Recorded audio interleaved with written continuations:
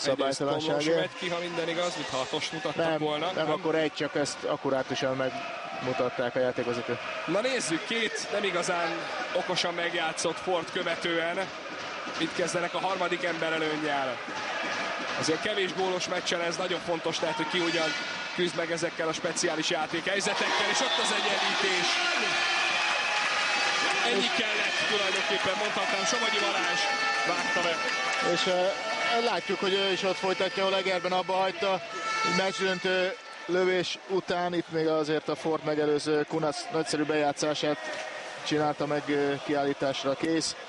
Itt pedig hát megy egy magas lövés a hosszúba, hát nem lapos, nem félmagas, rögtön gólt ér.